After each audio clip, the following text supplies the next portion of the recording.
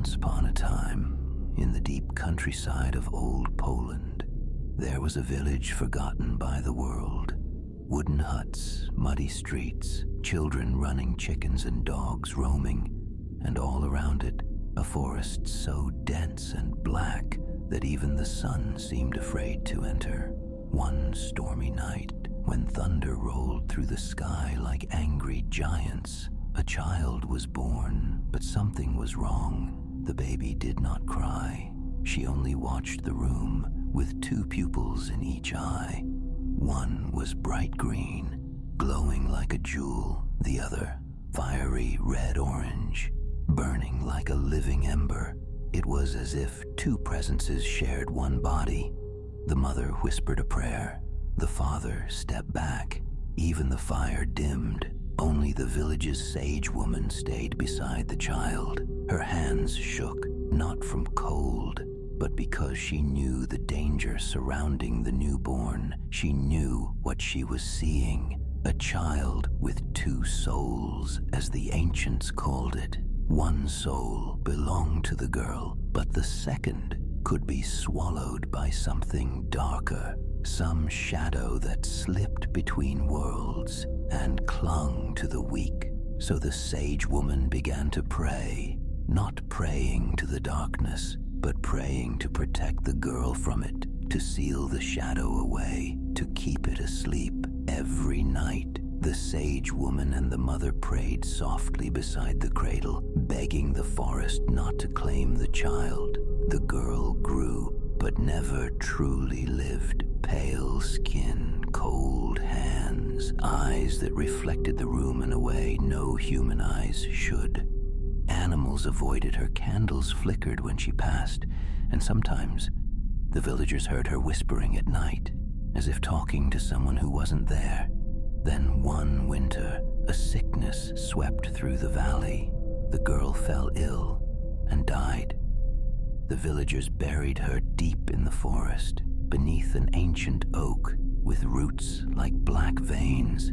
They said such trees could hold dangerous souls down, but the sage woman felt the air grow tense, as if the forest had been waiting. 3 nights later, the grave was found torn open, the soil pushed upward from below, the coffin shattered, the body gone. No one spoke of it, but everyone knew. Soon, the village began to shrink.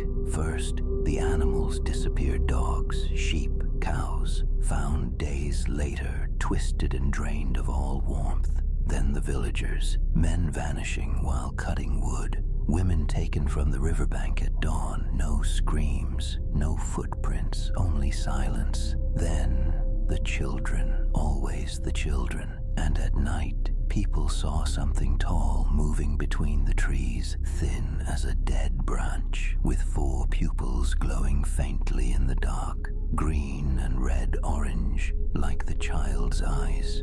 The Strzyga, a creature with a hollow chest, skin stretched like damp parchment, a mouth too wide, filled with sharp teeth. The second soul, the shadow, had taken full control. The sage woman was the last to see it. At dawn, a silhouette filled her doorway. A cold wind followed it in. The creature tilted its head, its pupils narrowing like knives. "You tried to keep me away," it said in a voice that echoed like 2 people speaking at once. Her house was found empty at sunrise, only black feathers on the floor and claw marks carved deep into the walls. After that, the village died. Roofs collapsed, wheat fields rotted, doors hung open. No bodies were ever found. The forest simply took everything back. Years passed. The world forgot the village existed, but travelers did not. Merchants, soldiers, wanderers, anyone who strayed from the main road found themselves drawn into the forest's silence. The trees seemed to shift around them. Paths turned into dead ends. The air grew colder, thicker, like breath on their neck. Some claimed they saw eyes watching them, 4 red pupils floating between the trunks.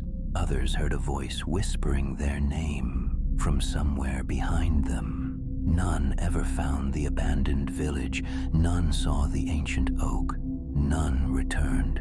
But sometimes, in the deepest part of the woods, people find broken torches, torn backpacks, or footprints that stop suddenly as if the person was lifted from the ground. The forest remains silent, patient, watching, and when the wind dies all at once, when the leaves freeze mid-air, when every shadow around you feels alive, walk faster. Don't call out, don't turn around, because the Strzyga still wanders there, searching for warmth, for breath, for a living soul strong enough to replace the one she lost. And the first thing you'll see are her eyes, 4 pupils,